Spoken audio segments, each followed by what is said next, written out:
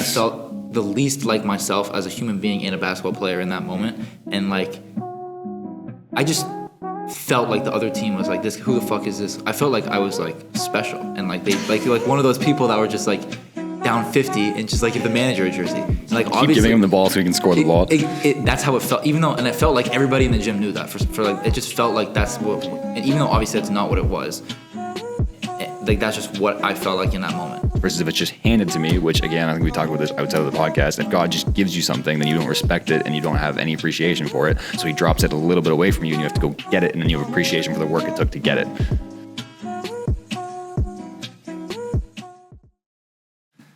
What's up, y'all? My name is Max. My name is everyone. So, Christopher Alfred Beeman and Max Dustin Rolnick.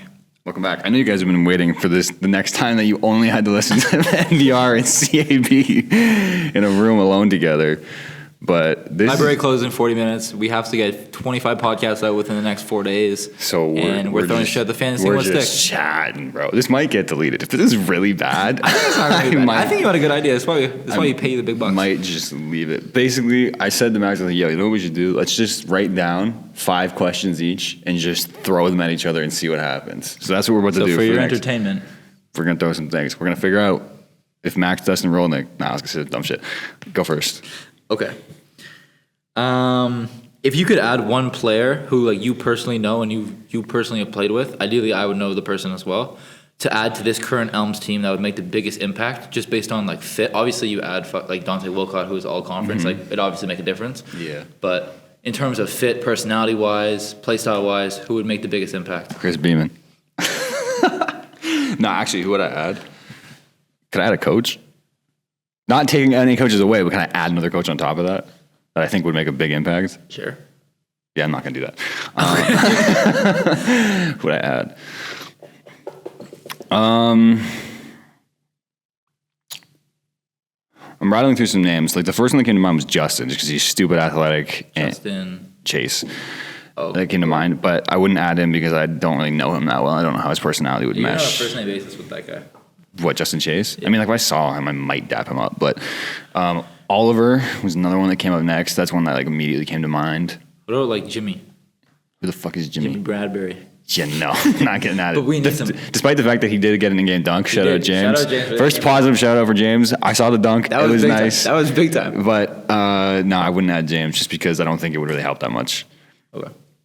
I think Oliver is probably the best bet if I had to guess. Because he's 6'8". No, he's not. 6'6". Sorry, but like okay, regardless. 6'5", 6'4". No, you're nuts. He's like a solid 6'6", if not 6'7". Okay. He can squat 400 pounds, bench 280. He's thick, boy, and and like I say, he's just a great person to be around, and he works his fucking ass off. Okay, so I think guy. Is he a good culture guy? Like I don't know. I know who you're talking about, but I don't know him personally. Yeah, I could see him having an incredible impact on and off the court, and he would be, and like also just because that is exactly what you guys are lacking is an athlete, like a dump down guy, dump down guy, and he's actually got like a really good touch around the rim. Oh yeah, okay. So like it's the kind of guy where like you could throw him in the middle, and like when he does when he turns around to like either kick it in his zone or whatever, like he could actually hit that floater. Where's he playing now?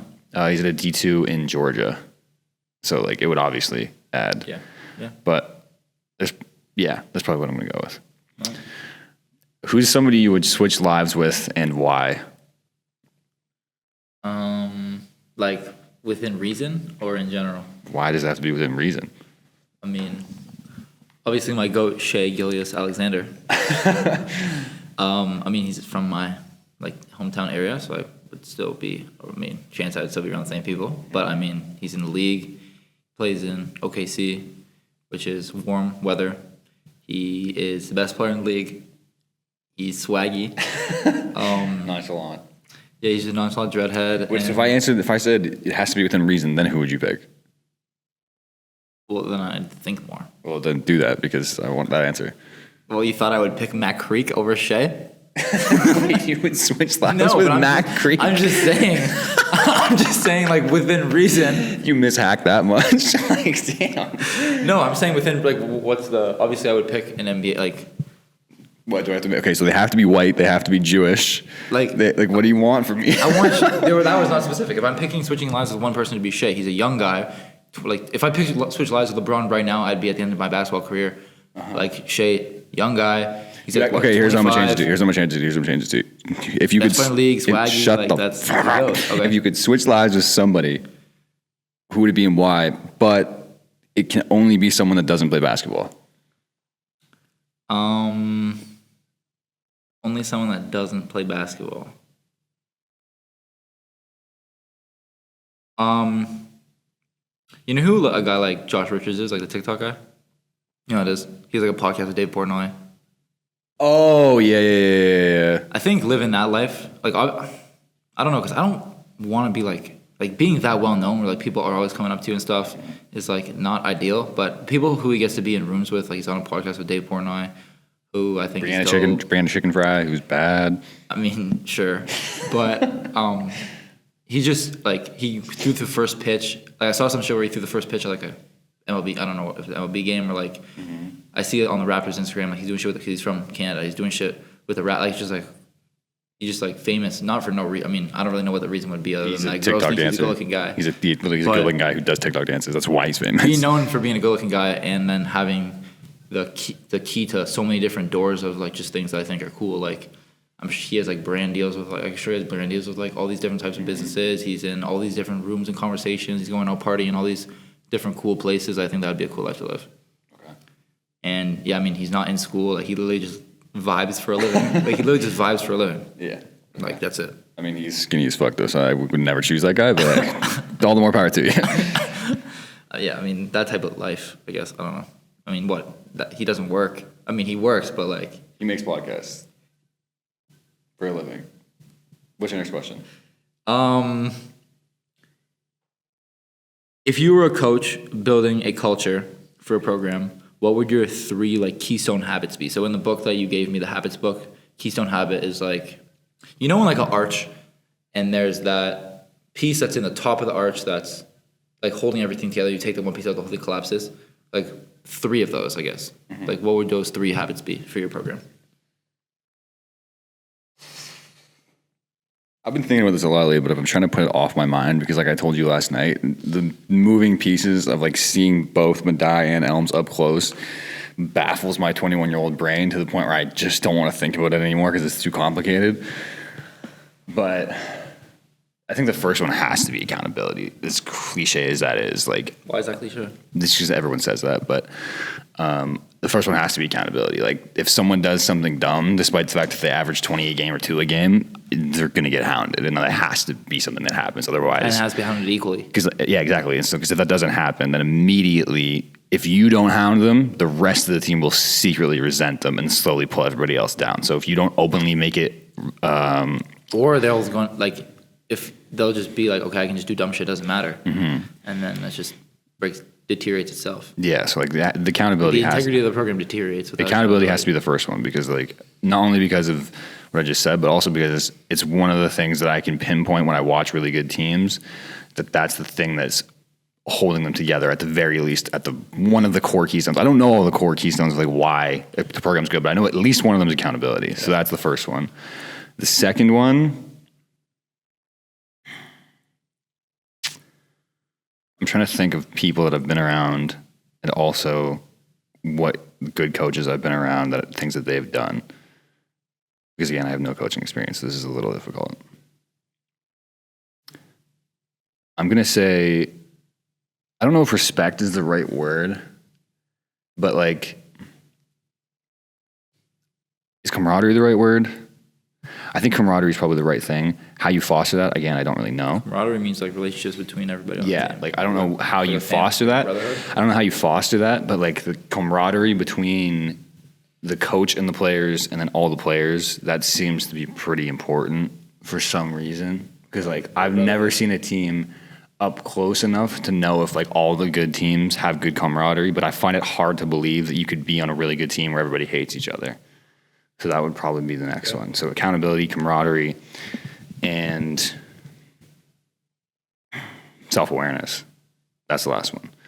Like self-awareness and acceptance. I'm going to put that as one thing, where it's like the guy is aware of his position on the team and he's okay with it. So it's like if I'm playing 2 minutes or 20 minutes, I don't care. Like your position on the team in relation to contributions on the court does not impact your ability to show up to work every day and give your best effort. And does not destroy the relationships within the team as well. Okay. So like that, because like that's something else too. Being bought in, I've seen the difference between someone, and you notice it right away. It's like if you just watch a practice for 10 minutes, it's like that guy's not bought in, that guy's not bought in, that guy's not bought in, and it's like those people can't be a part of the team. So I would say those three things. Your turn. Most embarrassing moment of your life. Damn, there's been a couple. I mean, the first thing that comes to my mind is that fucking the spotting up on offense and on defense drill. Like that just is the first one. Still stings. Yeah, I mean, when you say embarrassing, like in my personal dictionary, the definition for the word embarrassing is that moment. Like, that's the first thing that comes to my mind. What are the other ones that came to mind? Are all of them basketball? I feel like a lot of them are basketball just because I pride myself, and being a basketball player is such a large part of who I am as a human being and how I value myself. Mm-hmm. And so anything those big swings to that one pillar, like we talk about, like makes a very big impact on me. In front of an audience. I mean, that's what amplifies it. Yeah. Oh, I have another one basketball related. I don't know if I want to talk about this now or hopefully after we play them when I give them buckets, but we could talk about it now and then reference it back.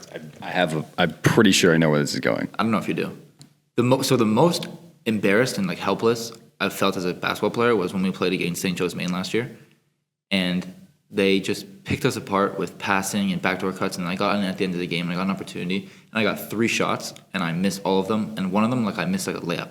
That's the most I've felt. Oh yeah, I vividly remember that. I felt the least like myself as a human being and a basketball player in that moment, and like I just felt like the other team was like, this, who the fuck is this? I felt like I was like special, and like they like one of those people that were just like down 50 and just like give the manager a jersey. And like keep giving him the ball so he can score the ball. That's how it felt. Even though, and it felt like everybody in the gym knew that. For like, it just felt like that's what. And even though obviously that's not what it was, like that's just what I felt like in that moment. And hopefully we reference this back after we play them. We go down there and I give them buckets, and then we can show the contrast of me missing wide open layups versus them last year versus getting buckets this year, and that'd be dope. But like that moment was the most I've felt probably embarrassed while playing basketball, at least. That's a good moment, by the way. It was a great moment. I remember that moment pretty vividly. It was a terrible moment. It was very funny. It was a good moment. Why was that a good moment? Because I'm pretty sure we had a conversation the day before about something related to you like wanting to shoot with more confidence or something, and then just like the immediate contrast. So, like under the rim, I've made this shot a million fucking times, and it just went over the rim. I just felt so helpless in that moment. Like I felt so helpless, and I mean, just the way I feel on the court versus like last year playing in garbage time and just literally feeling like a shell of myself, and like doesn't even know who this person is that's wearing number 33 in green or whatever, versus like now when I get my opportunities, I feel so much more composed and comfortable and relaxed. And I know that comes with exposure and experience and everything like that, but I'm never going to forget that moment. Like that is like one of the reasons why I'm in the gym every single day. It's funny that you picked 2 from in-game, because like I'm thinking about mine. Not a single moment that I've had in my life that was the most embarrassing was in a live 5-on-5 basketball game. Either I forget it so quickly, or like maybe it just hasn't happened. But like all of mine are practice. A lot of that stuff. All of them are what? All of mine are practices. Okay, well this isn't my question. Yeah, I know. I'm just saying. Well, you want me? Oh, dude, I was running beside James, and hack, which I've told 1,000 times. That one, and the one I thought about this today. I don't even know if you remember this. We were trying to do that drill where you go. It was the turtle defense. And shell defense, that's what it is. That's why you... exactly, Exhibit A. Shell. Why you're almost a dog. Shell defense. Oh, it's probably another one too. But shell defense, where we were trying to run... We were forcing the baseline, I think, at this point, because we switched halfway through the season. We went from forcing the baseline to forcing the middle. And we were doing that, and I got subbed off 8 times in a row because I had not a clue what we were doing. And Seti and Coach Long pulled me aside, and they were like, hey, man, this is how it works. You want to talk about being special in that moment? Both of the assistant coaches stepped out of the drill specifically to explain to me what was happening, because it was apparent that I had never seen this level of basketball before. I think another reason, like, I don't know, every single time like I get right now I get a bucket or I'd make a good play, whatever. Like another reason why like it means a lot more to me is because I've experienced the other end of it, you know? Like I think that's why it was so powerful for me to go in versus WestCon and just obliterate their third unit was because I've been in that third unit and before and fucking just been lost with myself and it's been and so I know what it's like, and so that's why I had a lot of positive emotions after that, because I know how far I've came, kind of thing. Okay, next question. Next question for you. Apologies to anyone who's on my private story on Snapchat. I posted this question, but I want to hear your opinion on it. I think I might have skipped this one. So option A, so which life path would you want to live? Okay. Option A is like overseas hooper. So you played, let's just say this is your life. You played at a pretty good D3 or a middle of pack D2, like a high level college basketball. You were a solid player. You go overseas. You're making $40K a year straight to your pockets because you live in a 1-bedroom with a kitchen, bathroom apartment. So they're paying for my stuff. Paying for your car. You get like a Honda Civic. They're paying $40,000 profit on top of my essentials. on top of your what's the word? Like amenities or whatever. Yeah. Like you get $40K a year plus you get a car with not a beater, a Toyota RAV4 2016. Yeah, like sure, yeah, like not like a fucking beater, not like Tesla. Basically, what I have right now, the exact same car. Literally, what you have right now, yeah. And you get 2 meals a day paid for provided at the facility. You get on top of the $40K, maybe you get like $100 a week to spend on. It's like spending money, and you're not playing for like Spanish national team, or you're not playing for. Like where Luka played before he went to the NBA, like Real Madrid, like the highest level of overseas basketball. But you're playing at a very respectable level of overseas basketball, and you're maybe changing locations every 2 to 3 years when you're living that life. So I'm Jorge. To a less, yeah, pretty much. Or you live the life of T-Jazz. Yeah.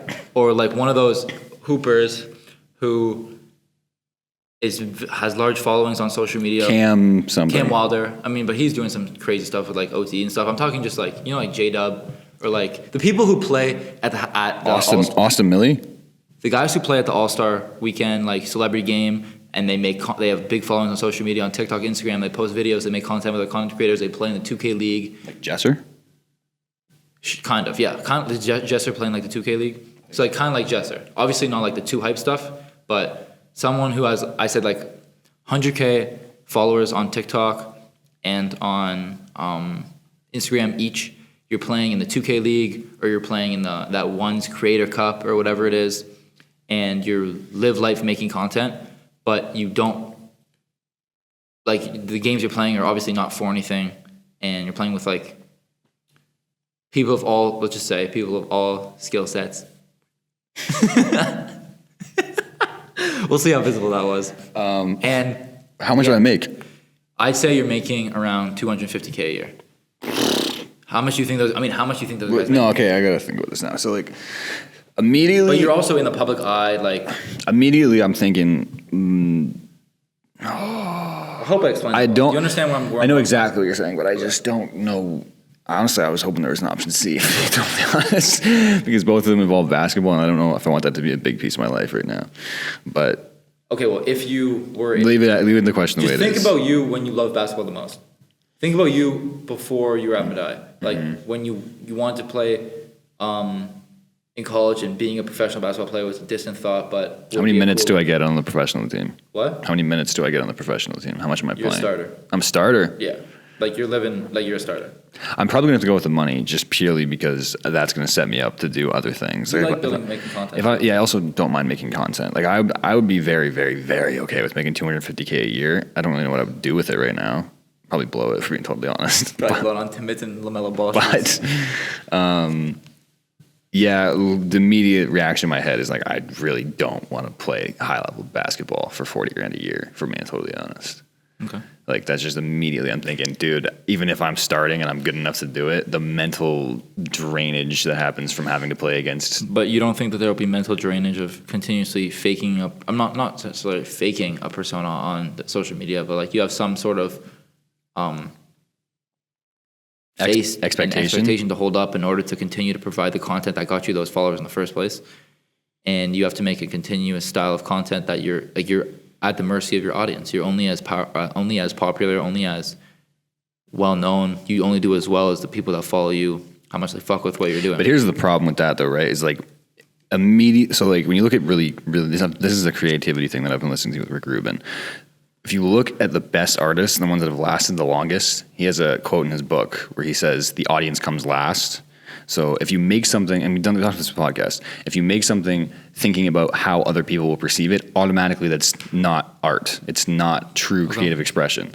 So like if I'm making content that I enjoy and I think is cool and I think it's dope and I put it out there and nobody watches it, I'd rather do that and be okay with myself than make this content where I'm like faking emotions and doing all Okay, stuff so I that guess I hate. you're doing your Christopher Alfred Beeman content. Yeah, so you like get I'd be 100 followers from the pure. That's 100% fine. You just said I'm making 250K though. Okay, so you picked the 250K. Yeah, okay. that's I think exactly I'm what I'm picking the Well, I know exactly what you're picking, bro. the other one. Yeah, no shite. I'm picking that one. I think it'd be dope. I think living in Europe would be dope too. This is going to be a random ass question. Okay. Like an ad, like A part of it or not part of it? what? Part of part of your 5 questions or not? Yeah, of your part of the next question. Oh, okay.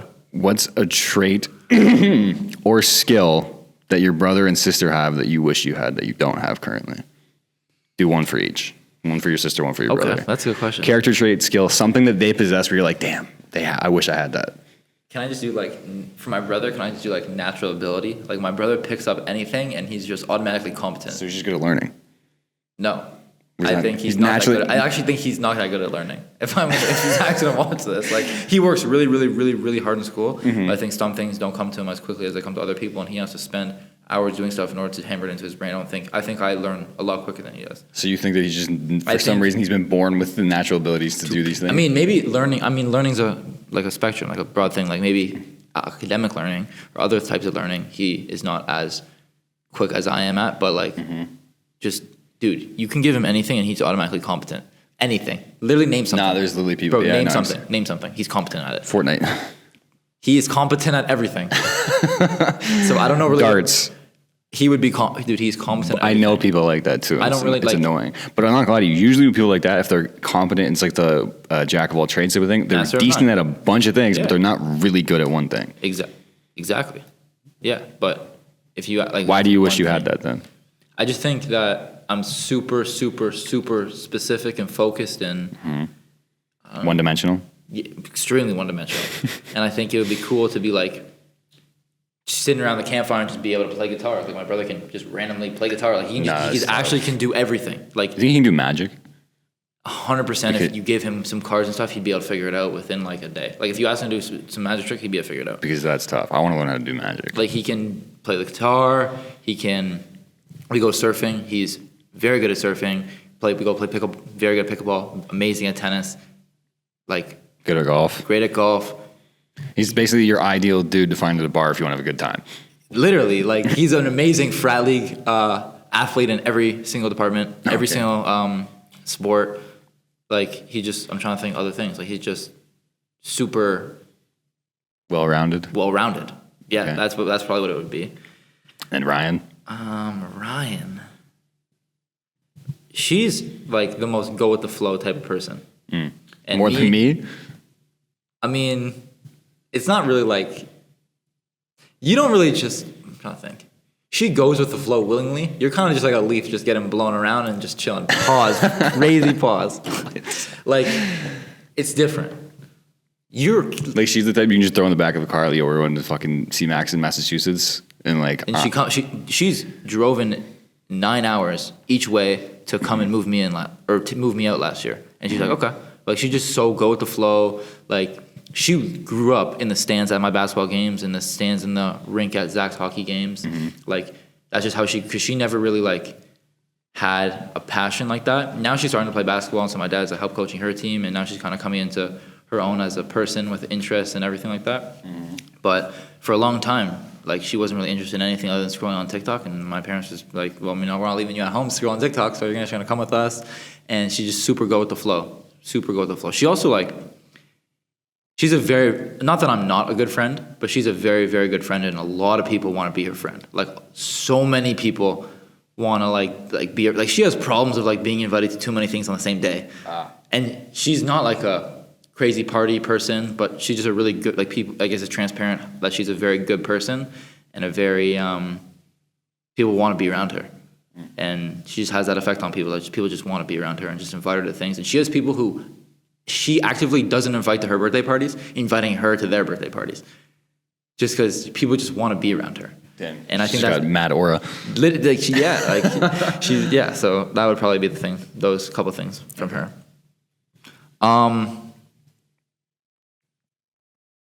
This is kind of interesting one. I can't speak, but I kind of forgot I wrote about. So you being a NARP currently, and have experienced life at 2 colleges, but have friends that are in different programs across 2 different countries doing different things. For somebody who's an incoming freshman next year, so like a senior in high school, looking to make their college decision, what's a couple things that you would say, who's not playing sports, that's not A fellow NARP. a fellow NARP, what are some things that contribute to a college experience? From a non-athlete perspective. That's a good question. I'm a fucking junior in college. What would I tell a freshman? Who's looking to make a decision? Like, would you tell a freshman who's not playing sport to come to Elms? Or would you tell them they would probably have a better time at UMass or something like that? That's super person by person. I don't want to cop out of the answer by saying that, but it is definitely super person by person. I'm going to say there's two personality types that I would be. I have to figure out who I'm talking to first. Break them down into people. So personality type A is this person and B is this Personality type A is Sam. Personality type B is... I just had a crazy flashback from a girl I went to high school with that you wouldn't know. It wouldn't make any sense. Personality B is you if you weren't a basketball player. So Personality B is super grade oriented, got great grades throughout high school. They love the academic side of things. They want to go, they pretty much know what their career path is already, and they're gunning for that. It's like a doctor, accountant, lawyer, that kind of thing. So there's that person. And then there's type B, type A, which is Sam, where it's like super creative, has not a clue what they want to do with their life. They're just making things that they enjoy, and they're like just trying to figure out what to do with their life. So they're deciding, I'm going to go to college and try and figure it out and then see what happens after those 4 years. Right, so for the answer for type B, I would go to a huge school. Like a giant, so if it was me not playing basketball, you'd say giant school. Go to the biggest school you can possibly get your hands on, because you're going to get the best education, you're going to have the most connections, you're going to have the best teachers, all of that stuff, and you're going to get challenged the most academically in those types of schools, in that environment. You're going to be a nobody, but I don't think that type of person cares about that. Okay. So that's type B. And then type A, which is honestly more like me, I would, like, if I was talking to a high school version of Chris, I would say there's got to be something that you're currently doing that you're passionate about, and pick a place that's known for having opportunities surrounding that thing. So like before we went to Medaille, if I would have known that they had a podcast studio underneath the thing, and I'd sort of like dabbling, I kind of wanted to podcast, all that stuff, that's exactly where I would go. Okay. Or if like they had a great graphic design department and I want to start making posters, that's exactly where I would go. You got to find a place, because everywhere is known for, like, Elms is known for nursing. Medaille was known for veterinarian stuff. Like, there's just opportunities layered everywhere. And so I would go where your passion leads you and where the most opportunity and like resources are for that passion to be pursued. That kind of answers the question, but I want more like, what are things that go into a college experience as a person that doesn't play sports? So like social life, dining hall food, teacher or professors or faculty who actually give a shit about you and want to see you succeed and hold you accountable, like there are here, or things to do on the So what weekend. exactly are you asking me? What are a couple things that go into a college experience that somebody should be looking in, that might not think about but should be thinking about when they're making their college decision? I don't know if I have a good answer for this one, if I'm being totally honest. That was more of the question. What are some things that people don't think about? Okay, so one of them is, I guess, one of them for you using it as is a stepping stone for your passions. Like, it doesn't have to be necessarily for your academic pursuits. It could be like for the podcast or just something that can help foster your passion. Mm-hmm. I'm looking for at least one more piece of something that someone can take out of this. I'm thinking. You can put it on the back burner for now. No, okay, so like immediately my mind is going to like what I was doing when I was deciding to go to Medaille or whatever, and all of that was basketball oriented. Mm-hmm. But outside of that, I almost went to Humber. Like, I was accepted into Humber College the week before I went to Medaille. I was like, if this doesn't work, I'm going to Humber. have no idea what the life is at like Humber, but it would have been a lot different than it is here, and I probably would have regretted it knowing what I know now. Like, my biggest thing would be just experience-wise. Like, if you can go somewhere where there's the most diverse group of people, like as far away from home as possible. That's what I would want to do. So it's hard for me to answer this because if it would entirely dependent on the person that's asking me it. So it's very broad. But like if I was telling this to my older self, I would say go even farther. Like I would have gone to Arizona, California, Florida, just keep pushing it farther and farther away into the most different type of environment I could possibly have been thrown in. England, somewhere that's so out of the blue, it would violently change the way you see life and how you've lived your life. That's what I would do. Just get way the fuck away from home. Okay. If you had 3 wishes from a genie, what would they be? Right now. I wish for more wishes. No, obviously. That's like the rule number 1. That's like the patent pending rule. Anything else? Like I can just wish to be happy, and I couldn't always be content. Like, is that possible? Yeah, but that's a shitty wish. Why is that a shitty wish? Because if you're always happy, you're never happy. You're basically asking to have the same emotion all the time, every day, which is no emotion, which is nothing, which means you're going to be numb and depressed. Well, I would wish to feel like how I felt on my best day every day. But that's the same. So you want to be Groundhog Day and have the exact same day every single day? Feeling wise, I'm just asking what's off limits. I didn't make a wish yet.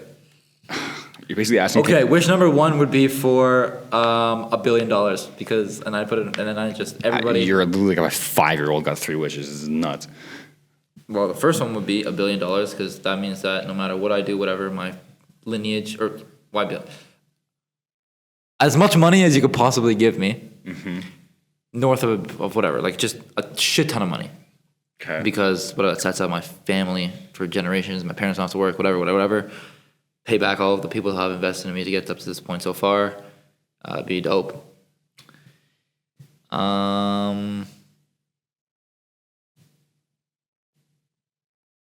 Dude, I don't know. If I could wish for anything, I would probably wish to like be a all-star caliber player on a championship level NBA team, just because I think that I want to win. Like winning is so a big driver for me, and like success and like, obviously basketball wise, but I think winning is like that's the best thing in the entire world. Like going to war and like winning, that feeling, and like we talked about in the episode with your tournament, like that feeling is unmatched. And so if I was able to do it at the highest level of my craft, which is the NBA finals, like to be on a championship team like that, and then obviously to be one of the better players, and really contributing to that, and what I'm doing is going and affecting that, that would be ideal. And then also living the lifestyle outside of that. Well, you already have $1 billion, bajillion dollars. So like the lifestyle outside of that doesn't even matter if you're going with the first thing. I guess I'm just known for being a tough hooper. I would have thought you would have gone with like, because if you asked me this question in reverse, immediately like I'm future casting of like how it would affect me if you just gave me $1 trillion, and it would be horrible because you didn't have to earn the money. So now all of a sudden you have no respect for the money that you didn't earn. And I'm on a meet god. All right. Those are my three. See, like when you also the thing about like, if you asked me that same question in reverse and I was thinking with your mindset, I would have said the first one, I don't even know what I'd do with the money. I wouldn't have asked for that, but I would have said, I wish for the raw materials to become an NBA basketball player. Because then there's still like, You have the raw materials to become an NBA basketball player, right? When you were born. Everybody does. No, violently wrong. Why? Okay, so I guess not the wrong. But, so what are you going to say to someone like Jalen Brunson, who's literally, like, build-wise, pretty similar to you? Yeah, but also probably one of 10 million athletes is probably super strong, and also in terms of, like, that, all that stuff. My main point being, first of all, Jalen Brunson's like also a once-in-generational type guy, where, like, a Steve Nash that slips through the cracks and is 6 feet tall and frying in the NBA. It doesn't happen very often. Okay. I would have, like... Give me the raw materials so I can become an NBA basketball player. Because like on some real shit, it doesn't matter if you work for the next 20 years. Yeah, you're fudged. And so because of that, I would say give me the raw materials and then just let me work. Because in that there's meaning, which would have been my third one, by the way, which is a meaningful life. Okay. So... But you went with, I want $1 billion. I want... Okay, well, $1 billion I stand on. Why? I would literally go with give me ideas for things that could make me billions of dollars, and then at least I have to go out and get the $1 billion. Versus if it's just handed to me, which again I think we talked about this outside of the podcast. If God just gives you something, then you don't respect it and you don't have any appreciation for it. So He drops it a little bit away from you, and you have to go get it, and then you have appreciation for the work it took to get it. Yeah, I guess. Okay, I can reconfigure my wishes. The first one would be, like you said, would be the raw materials to end up being an NBA. I never thought about it like that. The raw materials to end up being a successful NBA player. Because by the way, that would be much more enjoyable than right. just getting handed it. I was having trouble answering the question because it's like, yeah, $1 billion, but like, yeah, I want to like contribute to the team, but like, why? I don't know. It's not the destination; it's the journey. Yeah, you're right. I didn't think about it like that. Okay, so the raw materials to be an NBA player, 1. 2, the raw materials to have a really successful and well-known, worldwide, useful business at the same time as being.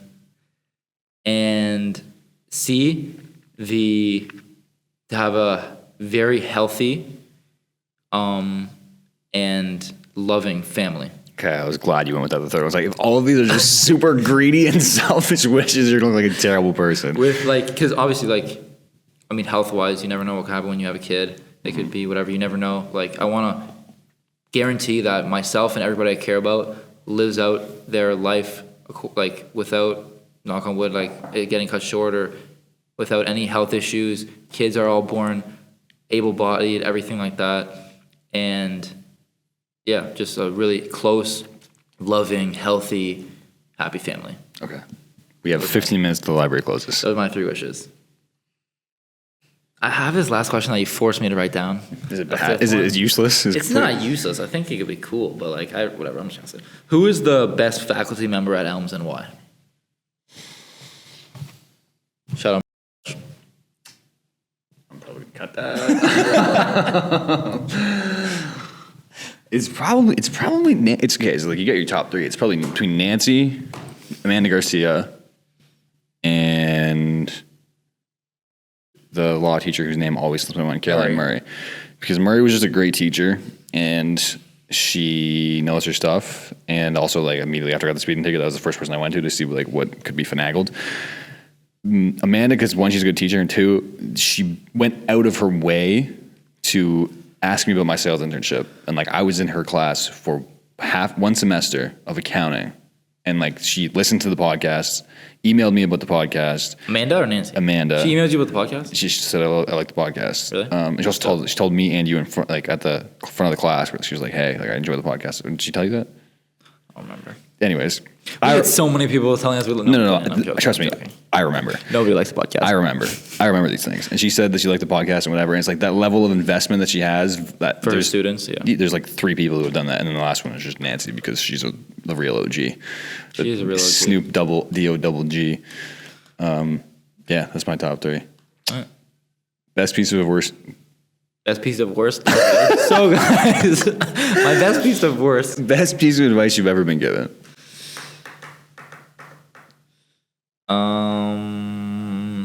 Yeah, you did tell me this one before, and I think I was trying to think about it, but I mean that's tough. So I've said a good piece of advice that my dad gave me on the podcast before, but I'm blanking right now. Coach Pish gave me he says this, like he told me this in his office, and then he said this today. He says this consistently: "Is water always finds its level." That's something that I've kind of been monitoring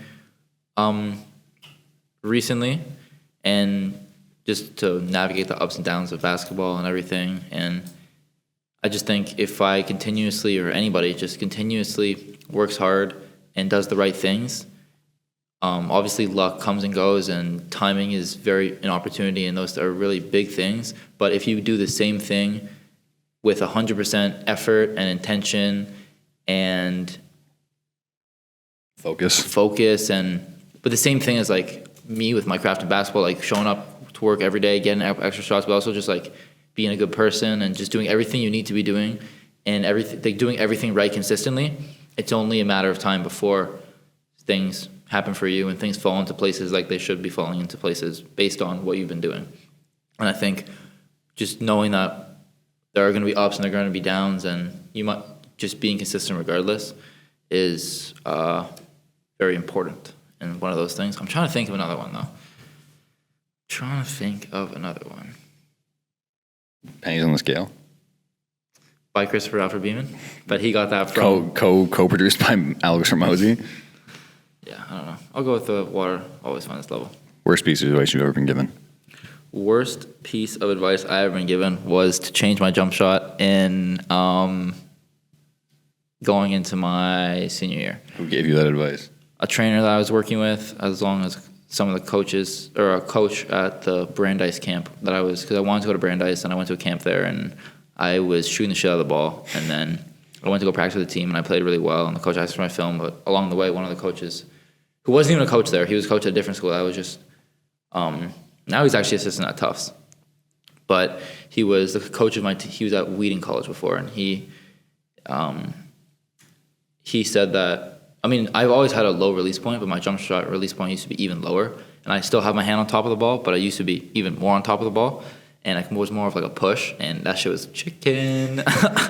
But the first thing that snowballed it was he told me the trainer I was working with said I need to be able to get it off quicker and I need to have it close to my body. And so I started to have, obviously I'm a person that's like going to go from 0 to 100. And so I literally had it touching my right hip. Like the ball was on my right hip, like as pressed to my hip as possible. And so I started shooting like that, and it just completely messed up my jump shot for a pretty good amount of time. And only like, this was in the summer of the end of the summer, only like halfway or I didn't even shoot the ball really well as I was capable of, because I was still working to try and, because I was repping out this, I was given this very vague idea of something, and I tried to implement it myself, not knowing anything or how I was going to do it, or if I was doing was properly, not being able to see what it looked like or anything like that, and just kind of doing my own thing. And I made some irreversible damage to the structure of my jump shot. So you think that if you would have stuck with the jump shot you had before he said something, you'd be in a better standing right now? Yeah, 100%. But also maybe like what they were saying was like philosophically not wrong. Like I did have a low jump shot. It would be probably getting blocked more often than I am getting blocked. I'm not really getting blocked. So getting blocked, I would be getting blocked a little bit. But I could have gone about it in a better way with more supervision, more consistent feedback, and more just a smarter way about it. And so it's almost good advice, bad execution. Very, very bad execution. Imagine a trainer you work with once a week. Like, how the hell am I supposed to fix my jump shot from an hour once a week? Or how it looks at least. And so that piece of advice put me down a very dark path that I am on the other side of now, but my jump shot still is not as smooth as a jump shot used to be pretty smooth. It was smooth, it was one motion, it was fluid, I was chicken. Like, I was chicken. But it was just like very elementary, if that makes sense. It was a very elementary jump shot. It was not a next level. I mean, I'm at the next level now. Playing college basketball is the next level, and it's not a next level. You think you would have had to change it? 100%. I would have to do some tweaks to it, but I could have gone about it in a completely different way that didn't completely.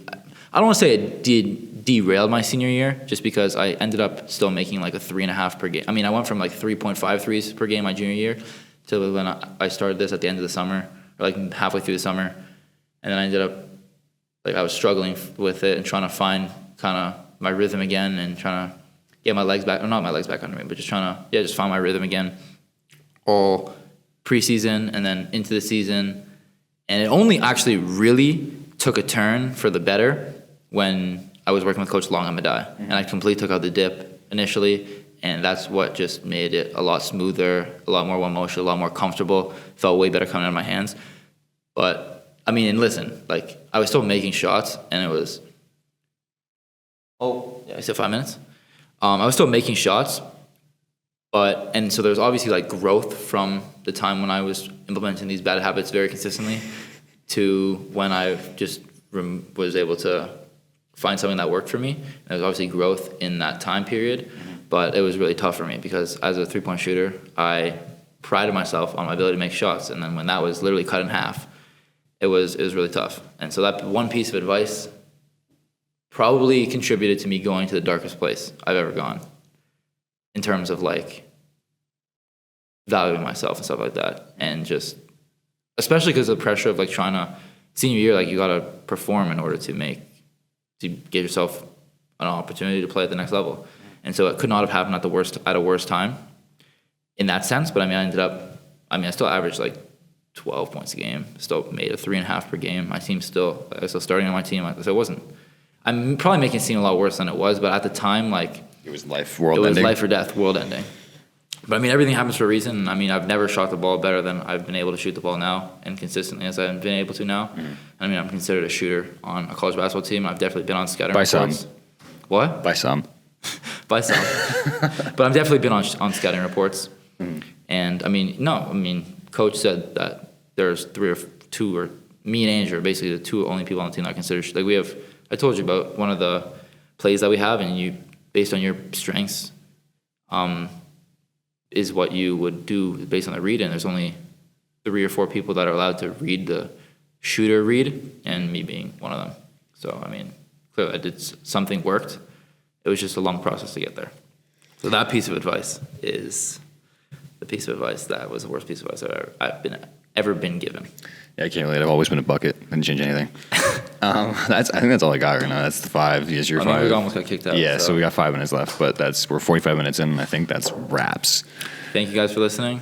We're going to listen to this back and see if this is even worth posting or anything like that. And if it's not, then we're going to do this again, but I'm going to put so much brain power into having actual quality creative thoughts be displayed in front of 50 people. Thank you guys for listening.